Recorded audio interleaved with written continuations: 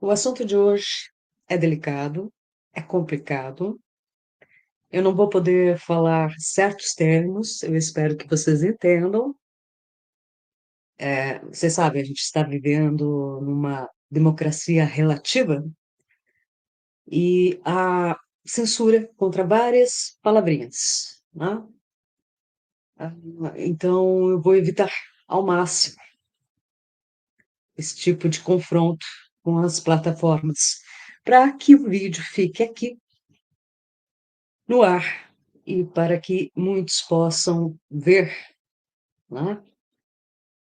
Então, vocês me perdoem se eu não for extremamente clara em algumas coisas, mas eu tenho certeza que vocês vão entender tudo que eu tenho para dizer. Ah, Outra coisa que eu ia pedir, já deixa like, compartilhem o vídeo, porque isso é muito importante. Isso tem que chegar para bastante gente. Tem muita gente bem ceguinha neste momento. A gente precisa abrir o olho da galera. E vai muito além do que a gente pode ver na superfície, né? O que a gente vê na superfície é uma coisa bem clara. O que a gente não percebe é o que está acontecendo nos bastidores e quem está atuando. Governo oculto, governo das sombras, tudo isso a gente vai entender aqui hoje, tá bom? Eu, no final, vou responder algumas perguntas, então formulem, tá? Vamos pensando no que a gente vai dizendo. Enfim, bom, nós estamos vivendo um momento muito caótico no planeta Terra. É impossível não perceber que o mundo virou do avesso, o caldo entornou. E o mundo que a gente conhecia, a maior parte, os que têm a minha idade, um pouco menos, ou bem mais, o mundo como nós conhecíamos não existe mais. E está se transformando rapidamente em algo que não podemos prever. E é por isso que estamos todos ansiosos e preocupados, não é? Esta live de hoje vai ser uma introdução ao assunto, para entender os bastidores das coisas. E no próximo domingo nós vamos fazer uma outra live à tarde, aqui no canal, onde vão ter alguns convidados estudiosos do tema Anunnaki, que eu fiz o convite e vamos ver quem vai aceitar. Eu não vou fazer banner, nem vou pôr nome de ninguém. Quem aparecer, apareceu. Depois eu reformulo um banner posteriormente para mostrar quem está participando realmente da live, certo? Então, hoje eu vou encarar tudo aqui sozinha mesmo, até mesmo porque o que eu vou falar são opiniões minhas, certo? Dentro daquilo que eu estudo, ah, na obra do Zeharia Sitchin, dentro daquilo que eu observo, na geopolítica. E eu tenho feito vários links com tudo que aconteceu no passado e o que está acontecendo agora e para onde isso está sendo direcionado. E me preocupa muito, me preocupa demais os rumos que as coisas estão tomando. Mas algo me diz que terá reviravolta, mas a briga vai ser feia, ok? Então a gente está passando por um momento de guerras, rumores de guerras, fome, peste, morte, enfim, tantas coisas acontecendo ao mesmo tempo no mundo.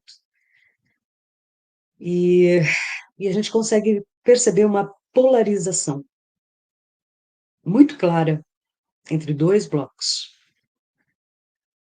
Um bloco tentando impor uma ditadura cruel no mundo inteiro. O outro bloco querendo a liberdade, a verdadeira democracia. Enfim, isso está muito claro para vocês, eu acho, né? Eu acho que isso está bem claro, que são dois grupos que estão se enfrentando neste momento.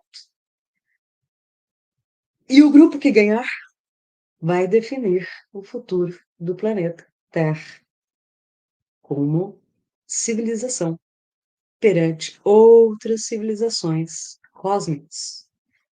Olha só, a gente está vivendo um momento muito interessante. A gente está tendo toda uma abertura ecológica, debates no Congresso dos Estados Unidos, revelando coisas surpreendentes através de militares, agentes de inteligência, etc. E está acontecendo tanta coisa mais grave que ninguém está ligando muito para o desacobertamento ufológico. A gente esperou isso por décadas e quando acontece, a gente está mais preocupado com outras coisas. Há quem ache que seja cortina de fumaça e tal, não é. Está realmente acontecendo um movimento para o desacobertamento ufológico e está a passos largos e cada vez mais perto de acontecer. E isso não é à toa. Isso tem a ver exatamente com tudo que está acontecendo no mundo agora. Tudo se encaixa. A gente está vivendo um momento antes do grande momento. É o fim do mundo? É o fim dos tempos? Calma, ainda não. E eu espero que a gente saia dessa, todos vivos, e sentemos em algum dia, em algum boteco, para dar muita risada de tudo que está acontecendo. Mas, realmente, está tudo muito sério, né? Está muito delicado. E é um fio tênue entre ah, um mundo de paz e um mundo de terror.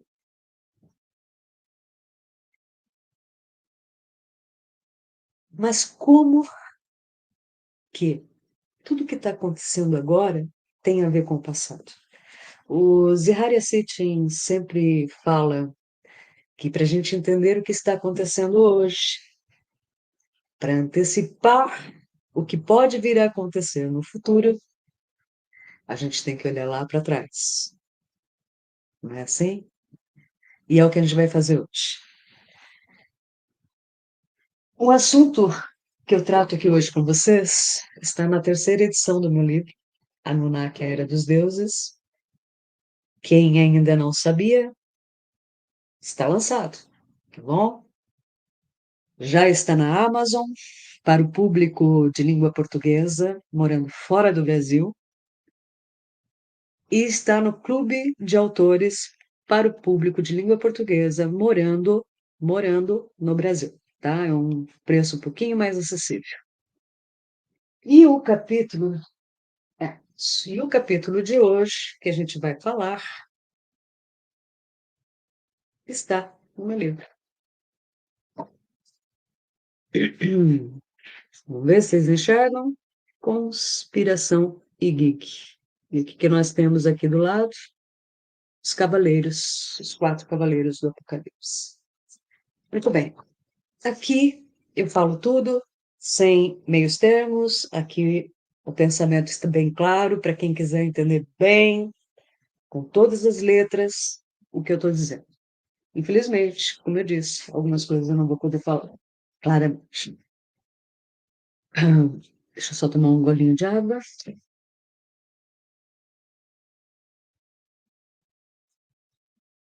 Hoje, a União Europeia já começa a se questionar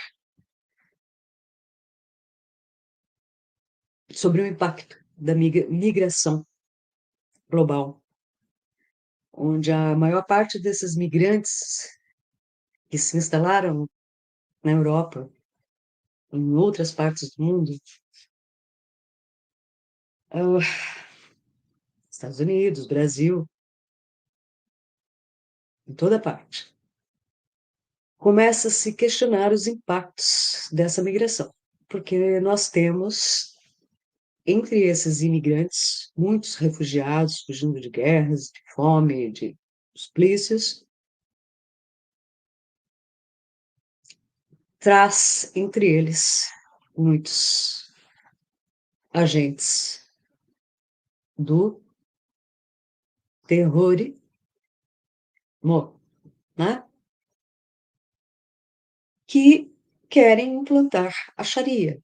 O que é a Sharia? Movimento jihadista. É impor a religião islâmica no mundo inteiro como única religião. E os métodos não são nada agradáveis, né? Eles querem impor o que eles acham que é bom para o mundo inteiro.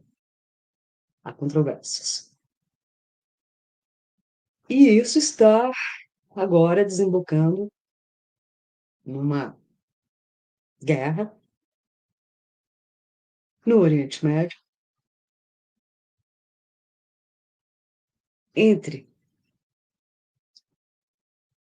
Israel e o rapaz. Se é que vocês me entendem, certo?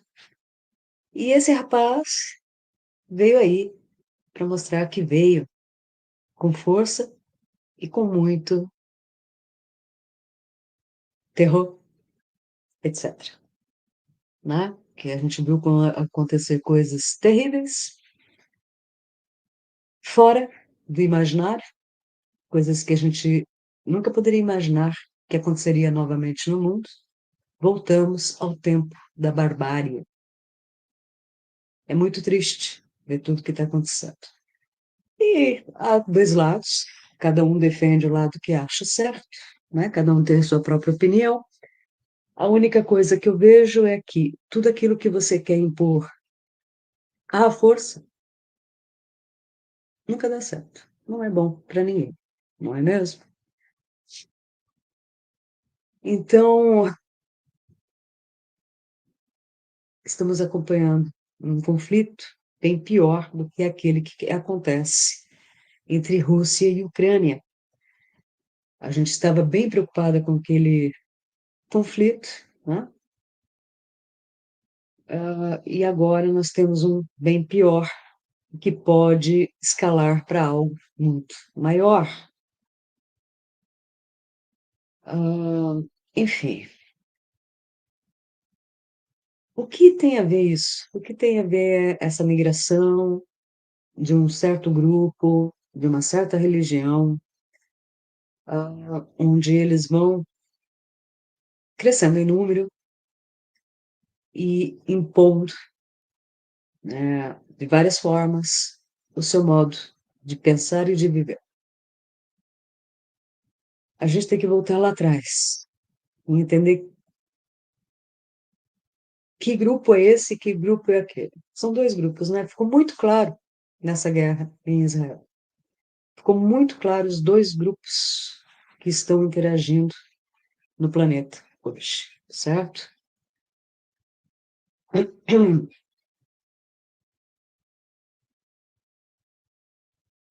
Há muito tempo atrás, e a gente vai entrar na história contada pelo Zahara Sitchin no livro Perdido de Enki, e embora muitos não levem o livro sério, por se tratar de um livro semi-ficção, semi-ficção científica, um semi-romance, por que eu digo semi?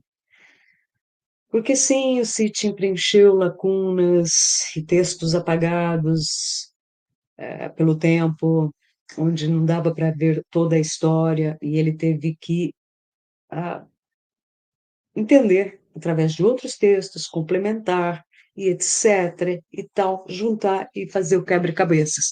Onde ele fez isso muito bem e colocou no livro Perdido de Henk.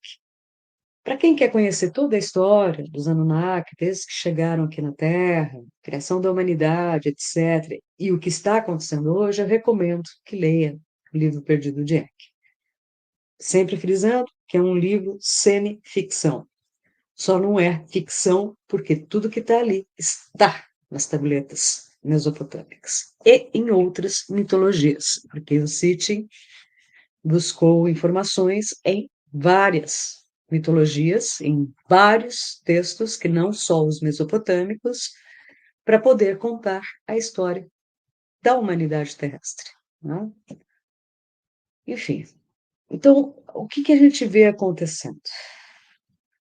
E sempre eu tenho que pôr como parâmetro a história bíblica, que é a que a gente mais conhece, né? A história do Gênesis, e a gente vai para o tempo anterior ao dilúvio, onde nós temos a história dos anjos caídos, que, como eu sempre digo, não caíram, aterrissaram, tá? Quem são esses anjos caídos? São os Nefilim. Quem são os Nefilim? São os tais dos Igigi, que são Anunnaki também, mas de posição inferior, né? Subalternos aos Anunnaki líderes. Era a classe trabalhadora deles no passado. A gente vê no Atrahasis, começa já o texto, quando os deuses faziam o trabalho de homens, né? E trabalhavam em tudo, minas, como é que a gente chama? Drenagem de pântanos, tudo, a terraformação mesmo, daquele pedaço de terra e todo o planeta que eles precisavam arrumar para se concentrar aqui na Terra, ok? Esses anjos caídos, e a gente está no tempo anterior, estou falando de um tempo anterior a todos os acontecimentos, é uma turma que sempre deu problema para os líderes Anunnaki. Chegou um momento que eles não queriam mais trabalhar. E eles se revoltaram, greve, etc. e tal. Você vê que greve de trabalhador tem desde o começo do mundo, né? Enfim, eles pediram que fosse dado um jeito que os substituísse no trabalho.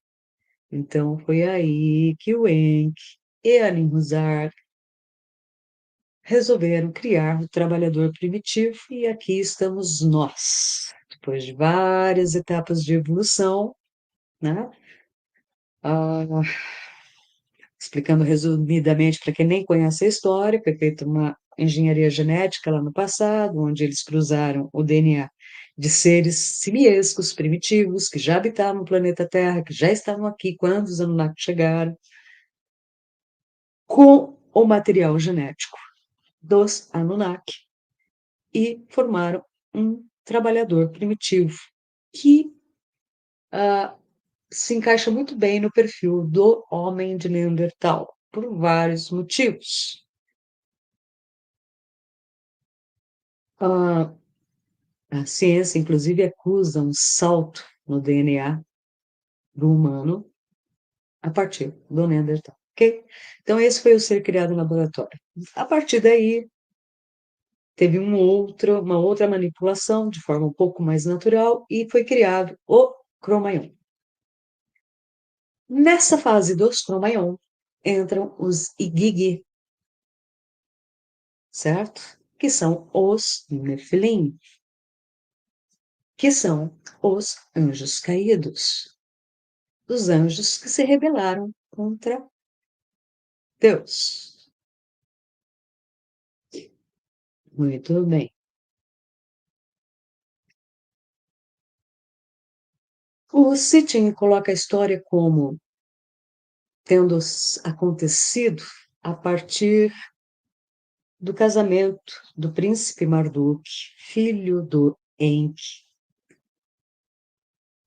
com uma terrestre, conhecida como Sarpanit, que era filha do Enkini, conhecido na Bíblia como Enoque, aquele que andou com Deus. Muito bem. O Marduk,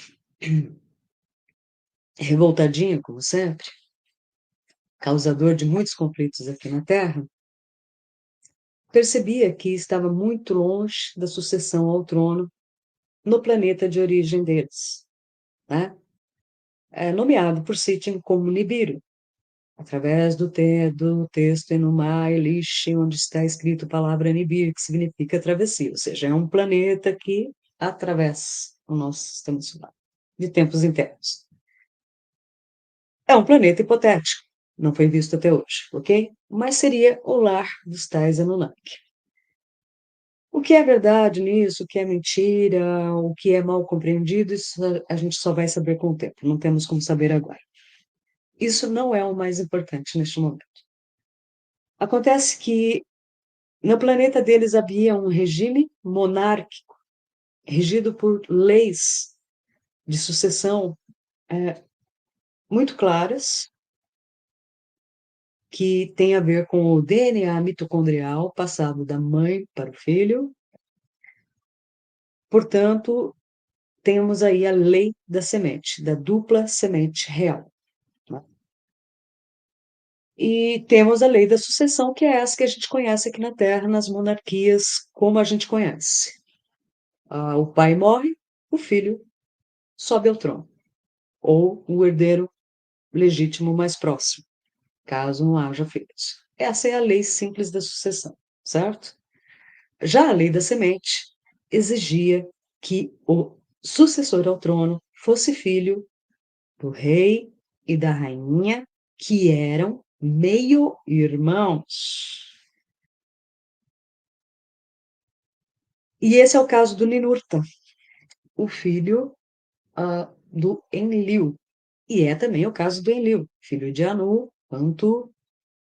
São coisas da história do Zihar Sitchin, que quem não sabe tem que ler a história para entender. Eu estou só resumindo para vocês pegarem o fio da meada até onde eu vou chegar, certo? Então, pela lei da semente, o próximo sucessor ao trono após Enlil seria Ninurta, seu filho primogênito, filho de uma união entre meio-irmãos, que são filhos do mesmo pai, mas de mães diferentes, por causa da questão do DNA mitocondrial, que passa os genes recessivos. Tá? Então, eles sabiam que não podia misturar irmão com irmão, filhos da mesma mãe, mas que filhos de mães diferentes, sim, podia, não dava problema genético. Essa é a questão e essa é a coisa da lei da semente, certo? Que dá direito ao trono. Caso não houvesse um herdeiro de lei da semente, aí entrava a lei da sucessão. E aí podia ser um filho de concubina, como o caso do Enki, que é filho do rei, mas a mãe dele é concubina e não é meia-irmã do rei. Essa é a diferença entre o Enki e o Enlil. O Enlil é filho de dupla semente real, então ele tinha direito ao trono. O Enki, apesar de ser primogênito mais velho que o Enlil, não tinha direito ao trono, certo? E essa é uma questão que vai passando de geração em geração e a briga sempre continua, pela mesma questão.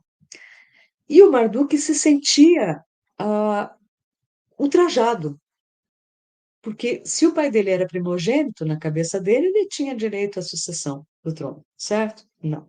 Ele estava longe da sucessão ao trono. E isso era uma coisa que incomodava o Marduk demais. Né?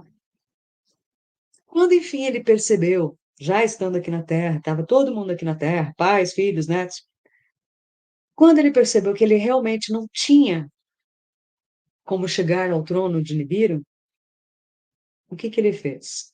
Ele criou uma aliança com os terrestres, casando com uma Cromaion, a Sarpanite, filha do Enoque, bíblico, certo? Ao criar essa aliança com os terrestres, Marduk se tornou um perigo em potencial para os planos dos líderes Anunnaki. que estavam em menor número agora, porque o Marduk tinha uma aliança com os terrestres, que eram muitos na Terra. E, ao mesmo tempo, o Marduk liderava os Gig, que são esses Anunnaki, de uma classe mais baixa, trabalhadora, que muitos estavam em Marte, segundo os Hareciti. A gente até tem evidências, né, arqueológicas, não muito claras ainda e evidentes, mas temos estudos sobre isso, que sim, teve vida no planeta Terra, no planeta Marte, tem muita coisa lá que ainda vai ser descoberta, etc. e tal. Então, segundo City, tinha uma colônia em Marte, onde os Igig trabalhavam lá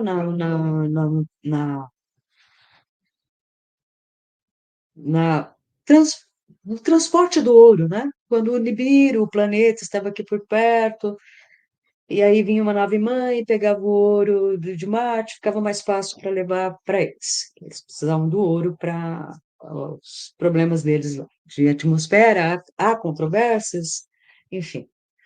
Essa não é a questão. A questão é entender a história no sentido, na raiz, tá, da coisa. Estando em Marte ou não estando, tínhamos Anunnaki e Gig aqui na Terra. E agora tínhamos mesmo. Porque Marduk tinha se casado com uma terrestre e também liderava os Gig, os Nefelim, os anjos caídos, que não tinham caído, tinham aterrissado aqui para o casamento do líder, né? Marduk. Muito bem. Hum. Quando Marduk se casou com uma terrestre, ele abriu precedente. O que os Igig fizeram? Raptaram mulheres terrestres durante o casamento do líder, sequestraram mulheres terrestres para casar com elas e ter filhos, né? Eram homens de outro planeta que estavam há muito tempo sozinhos numa colônia, Terra, e estavam cansados de ficar sozinhos, queriam ter esposa, queriam ter filhos, queriam deixar seu nome na história. Enfim, sequestraram várias mulheres, aquelas que mais lhes agradavam. Até hoje eu fico imaginando a cena, né? Quantas gostaram de estar com os Anunnaki, por serem extraterrestres, deuses, sei lá, e quantas odiaram a situação, né? Quantas sofreram nas mãos deles. Nessa época, os Igigi estavam estacionados naquela plataforma que o sítio sugere, em Baalbek, no Líbano, que hoje a gente conhece como o Templo de Júpiter, mas naquela época, antes do dilúvio, não tinha nenhum templo romano lá em cima. Era só uma grande plataforma que servia para um lugar de estacionamento de carros, né? Uma pista. Enfim, esses Anunnaki ficaram nessas naves, nessa plataforma, e foram lá ficando por muito tempo, e os filhos com as mulheres terrestres foram nascendo. Conforme essa população Igigi foi aumentando, eles começaram a migrar do Líbano para territórios para baixo. Óbvio que Enlil não deixava eles irem para nenhum lugar e nem deu território nenhum para eles na Terra. Enlil queria que eles voltassem para o trabalho deles, ou em Marte, ou aqui na Terra, e sossegassem o rabo. E eles não fizeram isso. Eles foram aumentando em número, foram aumentando em número, foram aumentando em número. E quem recebeu eles no território, cedeu, aceitou a migração desses Gig, foi o Nanar, um filho do Enlil, nascido aqui na Terra, também sem direito à sucessão do trono no planeta de origem, certo? O Nanar via tudo isso acontecer, né? Via todas as disputas que aconteciam na Terra. Sempre muito na dele, sempre muito misterioso, conhecido como o Deus da Lua. né? O seu símbolo é a lua crescente. Ele foi recebendo Sizigeek, tá? Deixa eu ver se eu consigo. Deixa eu ver se eu consigo. Acho que sim. Vamos pôr uma telinha aqui.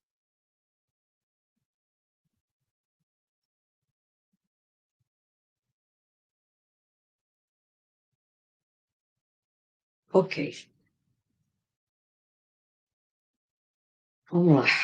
Ops, aqui onde tudo começou, tá? Muito bem. Então, temos aqui o pérsico.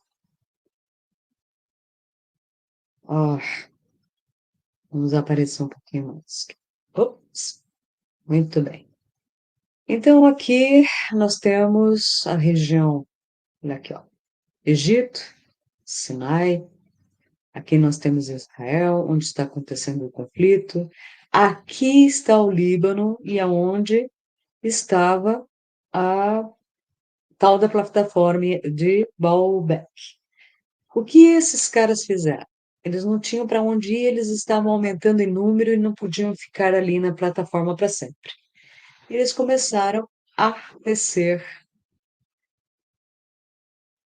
e foram aceitos no território do Nanar, aqui no Irã,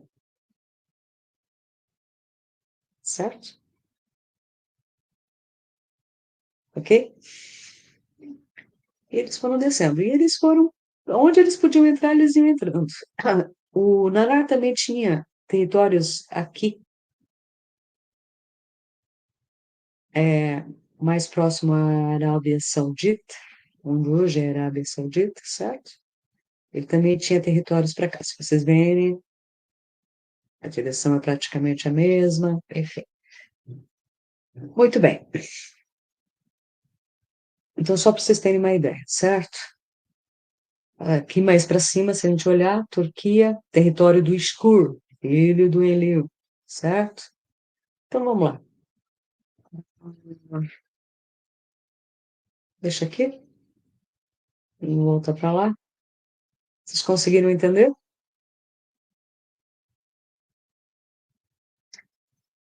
Muito bem. Isso foi antes do dilúvio. Tudo isso que eu estou falando é antes do dilúvio. Esse povo todo aumentou tanto, tanto, tanto, que já era impossível alimentar toda essa gente. A Terra estava passando por um período de fome e estava difícil alimentar todo mundo. O que que aconteceu? Esses filhos dos igigues com as mulheres terrestres, que eram os tais gigantes da antiguidade, começaram a comer criancinha no café da manhã, né? Começaram a devorar os próprios humanos. Quando toda a comida acabou, eles começaram a se devorar. Então, era algo abominável. O Enlil, vendo tudo isso, responsável pela missão aqui na Terra, um líder militar e responsável pela organização de tudo, né, da colônia, preocupado com tudo isso que estava acontecendo, resolveu cortar o mal pela raiz. E então nós temos o advento do dilúvio, que há controvérsias se foi um evento natural ou se foi algo que realmente enviado pelos Anunnaki, de alguma forma, né? Então, ou se foi uma combinação das duas coisas. O que de fato a gente sabe é que o plano do Enlil era eliminar completamente essa raça nascida do encontro entre os Igik e as mulheres da Terra. E não eram só eles que estavam cruzando com as mulheres da Terra. O próprio Enki já tinha feito isso, tanto é que um dos filhos dele era o Noé, o Ziusudra, o herói do dilúvio.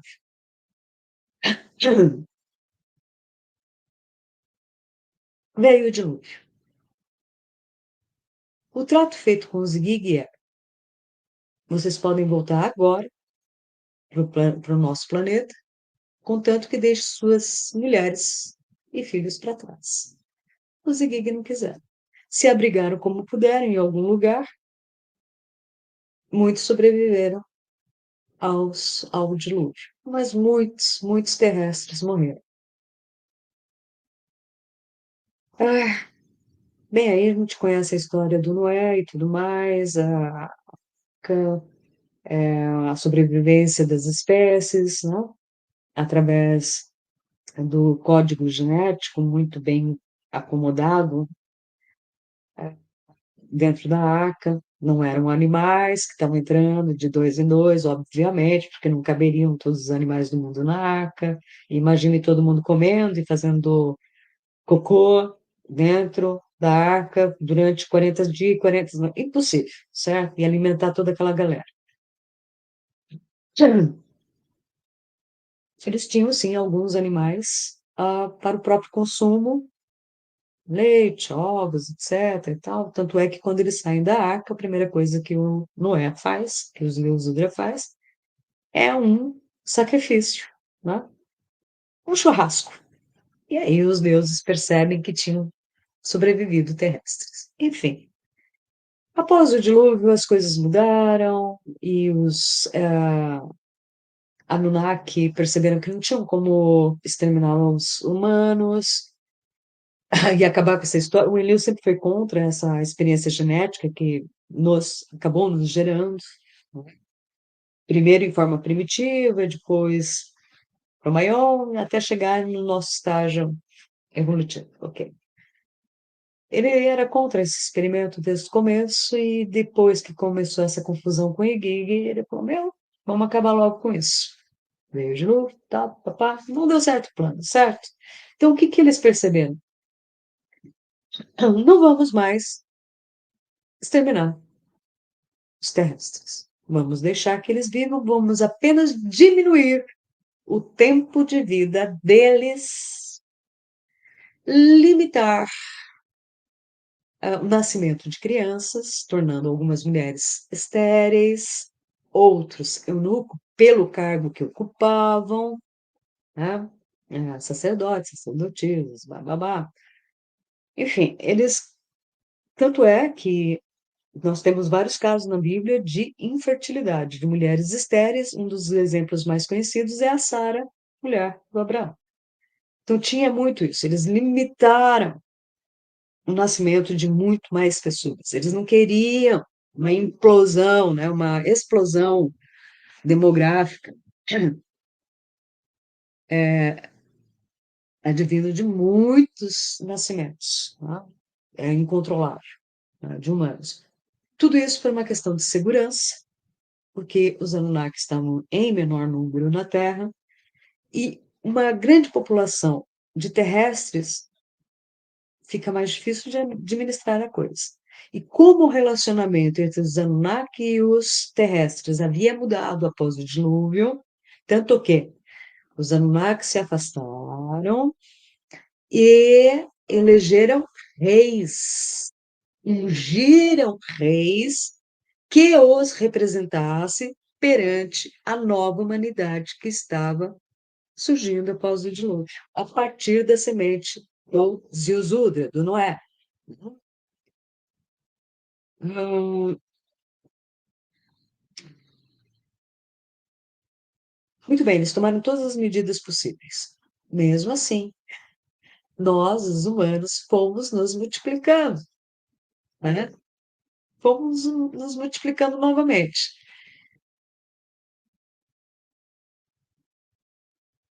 E fomos evoluindo como sociedade, né? A Terra foi repartida, teve os vários territórios, né? Região 1 era Suméria, região 2 era o Egito, região 3 era a Índia, região 4 era a China, e temos outras regiões, e a América do Sul, México, etc.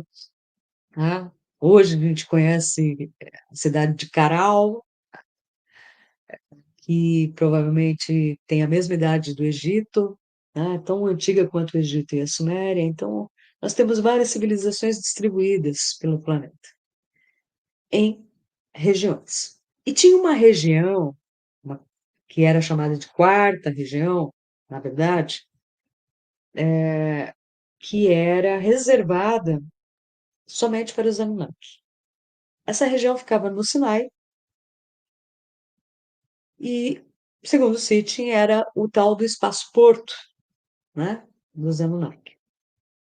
E era proibida não só para os terrestres, como também para os Anunnaki.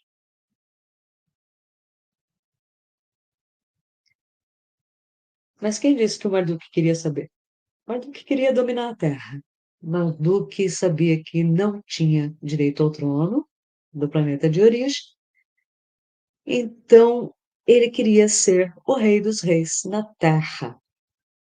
E ele tinha muitos seguidores humanos, terrestres, e humanos, Anunnaki, na turma do Zigig.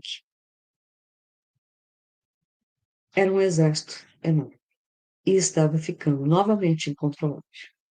E aí nós temos também o evento da Torre de Babel, que foi mais uma tentativa, provavelmente o Marduk estava construindo um Stargate ali, ele não queria ficar só na Terra, e o próximo plano dele era conquistar o trono de Nibiru. Tá?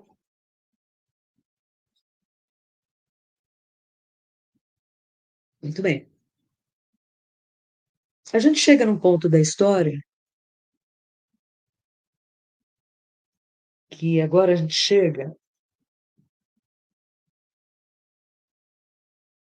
no evento de Sodoma e Gomorra, bem conhecido biblicamente. Não foram as únicas cidades atingidas, né, pelas explosões nucleares. Foram várias cidades ali no vale. Uma muito conhecida é Petra, né, na Jordânia. Também está no meu livro. Eu detalho bem essa parte aí, né? Enfim,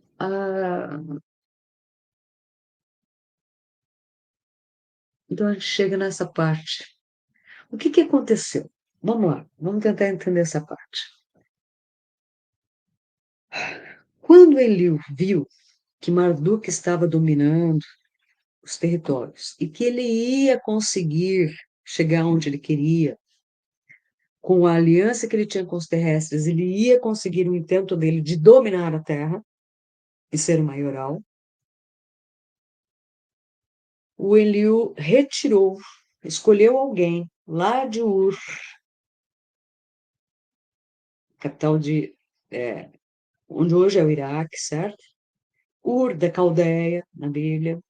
Ele retira de lá uma família, né? E leva para outro lugar. Esse cara é o Abraão, que vai ser o pai, a semente de um povo. Que o Eliú falou: eu vou pegar essa turma aqui, vou separar para mim, que eu já estou vendo a merda que vai dar lá, eu vou separar um povo que seja fiel a mim.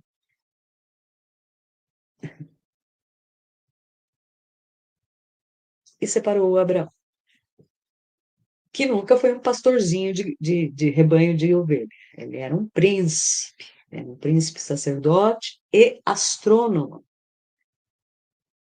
Enfim, ah, casada com uma princesa, Sara. Eles não eram pouca coisa, tá? Enfim. Então, essa é a semente do povo que viria a ser mais tarde o povo hebreu, certo? Só que a Sara era estéril e ela já estava idosa e não tinha filhos. Então, o que que foi feito? Muito provavelmente, Ninurta, filho do Enlil, senhor dos exércitos, fez uma manobra que mexeu, né? Mexeu na Sara e ela conseguiu sair da esterilidade dela e ter filho com Abraão. Só que antes disso, A Sara achando que nunca ia ter um filho do Abraão e eles precisando de herdeiros, o que que ela fez? Ela empurrou a escrava dela, a Agar, para o Abraão ter um filho. Era um costume antigo. E a escrava egípcia teve um filho, Ismael. Esse menino já devia estar com uns 9 anos, mais ou menos, quando Isaac nasceu, o filho primogênito de Abraão e Sara. E aqui eu atento para um detalhe. Abraão e Sara também eram meio-irmãos, certo? Olha a dupla semente de novo na história. Muito bem. Isaac nasce, a Sara fala, agora então bota para correr o outro filho, porque senão vai dar briga depois pela sucessão.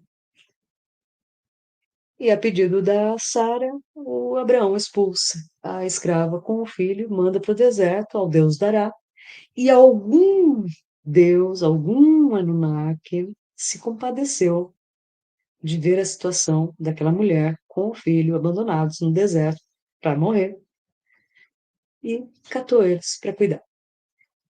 De Ismael vem o povo árabe, certo? Ok. Até aí tudo bem. A gente sabe que a briga entre os dois povos e o rancor e o ranço vem desde lá de trás, certo? Ok.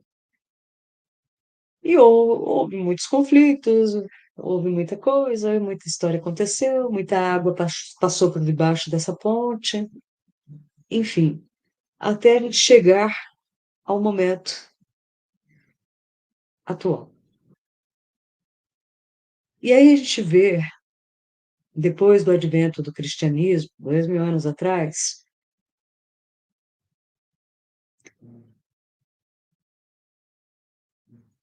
por volta de 1400, sei lá, nasce uma outra religião, né? A religião mais nova do mundo, que é o islamismo, através do profeta Maomé. Até aí tudo bem. Era comum esses deuses Anunnaki interpelarem pessoas, escolherem pessoas que os representassem. E hoje a gente fala religião, na época eram as leis ali deles, né? Hoje a gente interpreta tudo como sendo religião, é, a Bíblia como um livro religioso, e é só um livro de história, de tradição oral que foi sendo passado para frente e tal, sobre a história daquele povo, sobre a história do mundo, daquela região, pela perspectiva do povo hebreu, certo?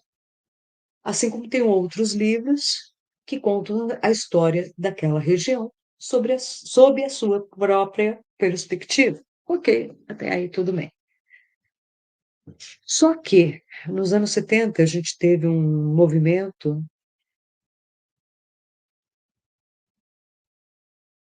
que instalou uma ditadura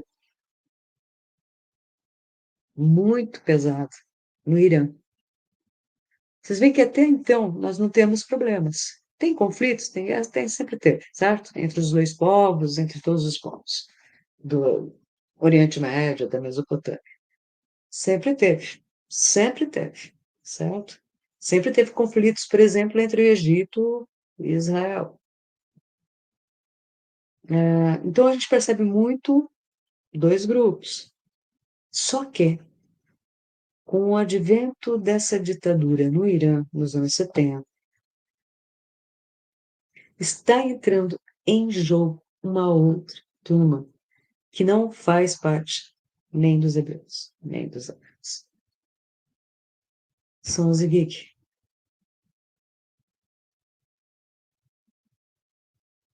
Já são os Igig impondo uma ditadura no mundo aos moldes do que eles faziam lá atrás, antes do dilúvio. É um sistema de escravidão e terror, papapá, né?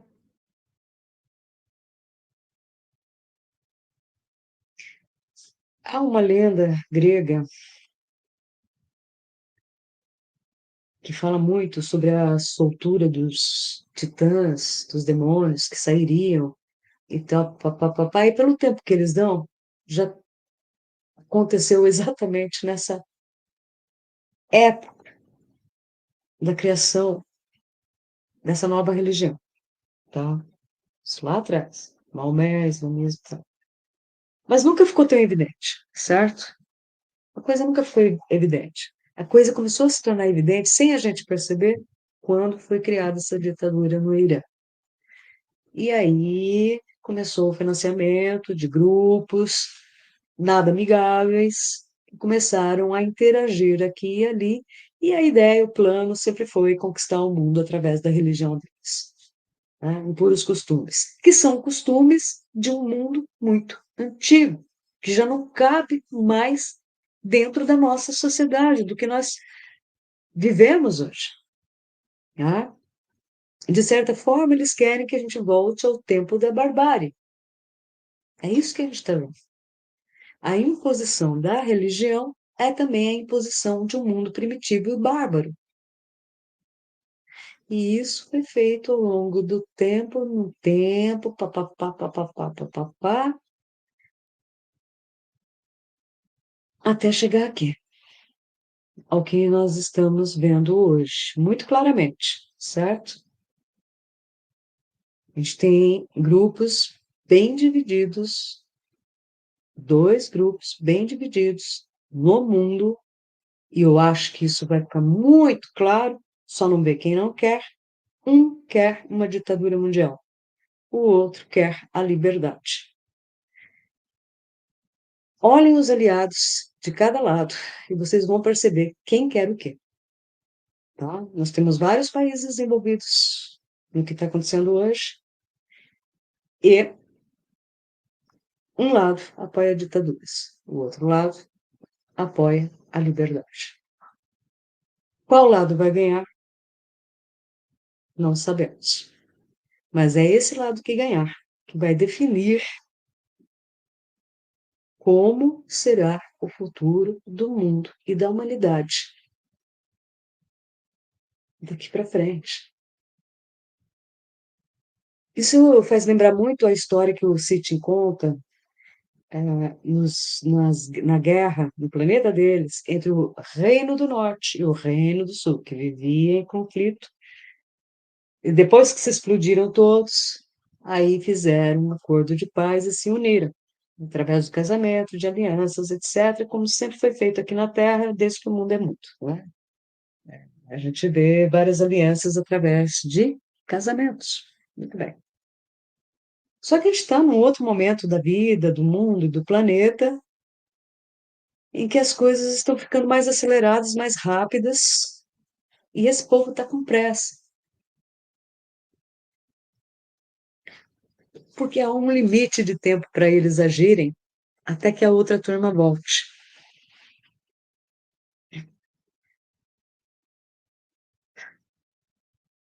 Eu sei que está complicado. E a gente está correndo um risco muito grande desse conflito, que nem é conflito, é uma guerra mesmo, escalar para algo muito pior, que envolva o uso de armas nucleares novamente. Assim como aconteceu em 2024, antes de Cristo, na era de Touro, na era de Abraão, pode ou não vir a acontecer novamente no próximo ano, 2024, depois de Cristo. Vamos torcer para que a gente saia todos bem, né, desse conflito. Mas é isso que está acontecendo. E quem pensa que é uma briga entre o clã Jin Liu e o clã Jin Enk já errou. Neste momento, nós temos os dois clãs trabalhando juntos, em conjunto, contra os Igik, que são esses que querem impor uma ditadura no mundo.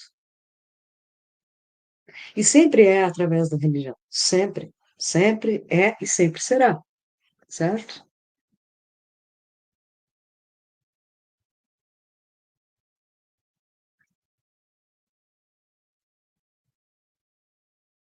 Eu quero que vocês pensem sobre isso. Formulem suas perguntas, que eu vou começar a responder, certo?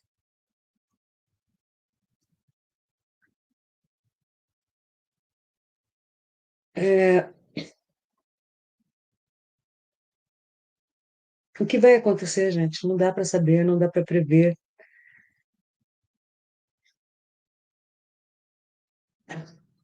Eu espero que as piores previsões não se concretizem.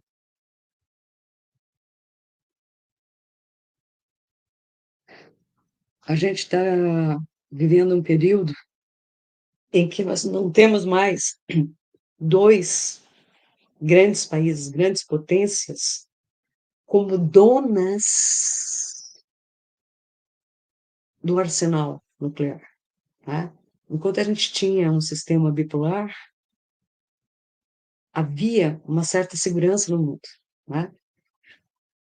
Porque se um não briga, o outro também não briga. Fica naquela guerra fria e nada acontece. Só que agora nós temos outros países não tão bem intencionados, além, não? Que um seja santo, que o outro seja bandido, que um é o vilão, que o outro é o mocinho. Isso aí vai do ponto de vista de cada um. Nós temos outros países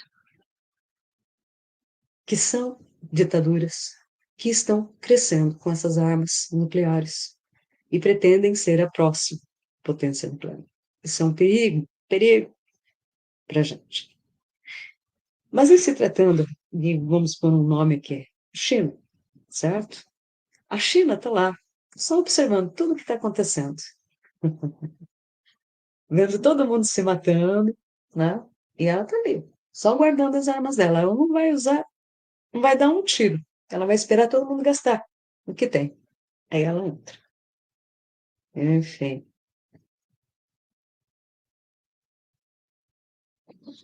Eu diria, sinceramente, que a própria China também corre perigo com essa sanha jihadista que quer implantar a Sharia no mundo. Porque, primeiro, eles querem destruir o povo de Israel, dos judeus. Ok. Vamos supor que eles consigam. Eles não vão parar aí. Depois eles vão destruir os cristãos. E depois eles vão destruir o resto do mundo que não concordar com eles. E eles já estão posicionados em todas as partes do mundo. E é essa turma que está sob o comando do Ziglick. É meio estranho, né? Mas é isso que está acontecendo. Então, nós temos uma turma que quer a ditadura, são os Ziglick. Temos a outra turma que quer a liberdade, o mundo livre. Essa turma, por incrível que possa parecer, nós temos Enlil, principalmente, porque estamos falando de Israel, então estamos falando de Enlil, essa turma é Israel junto com o Egito, junto com o clã de Enki.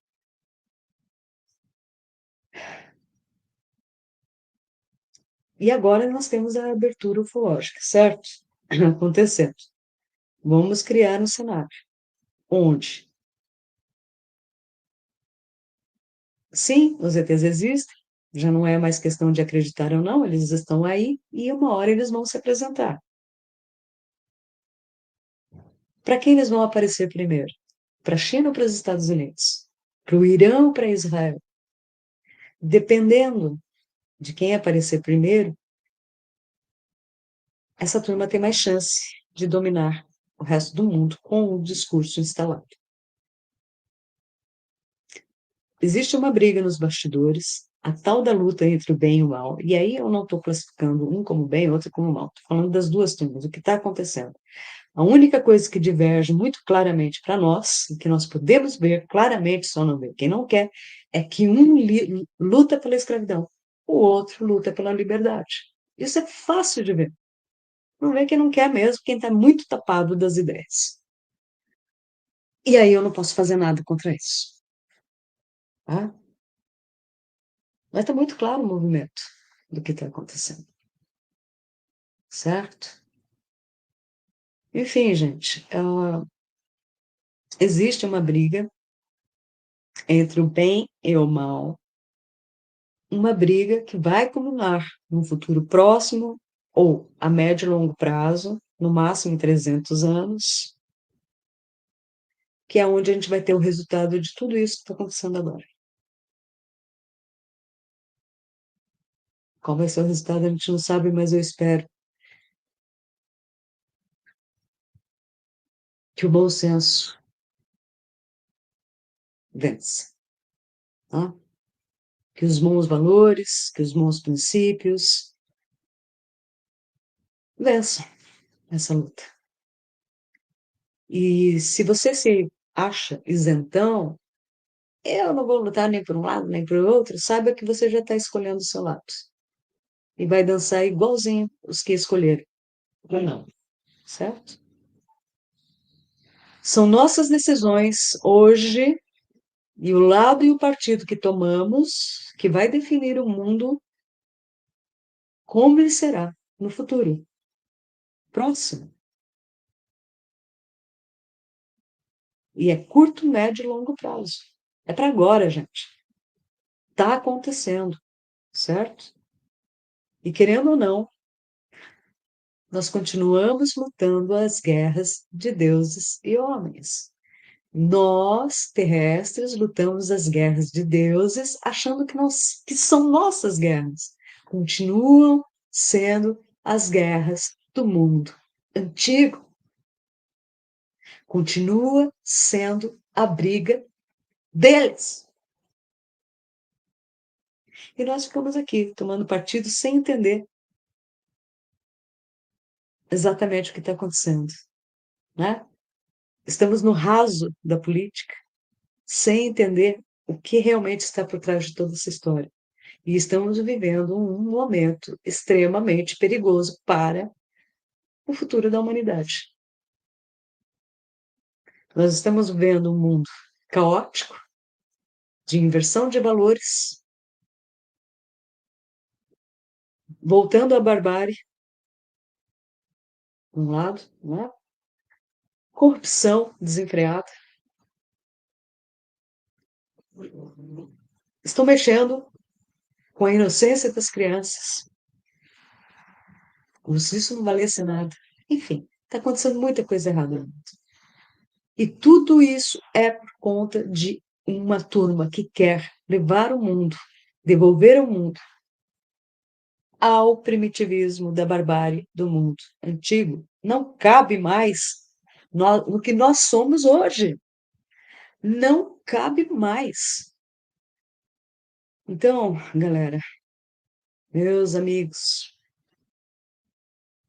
prestem atenção nas escolhas que vocês fazem, abram os olhos, porque é das nossas escolhas que vai resultar o próximo mundo, a próxima civilização. Eu espero que a gente tenha boa sorte. E agora eu vou ler os comentários e ver se temos alguns comentários interessantes para fixar aqui e algumas perguntas interessantes que eu possa responder.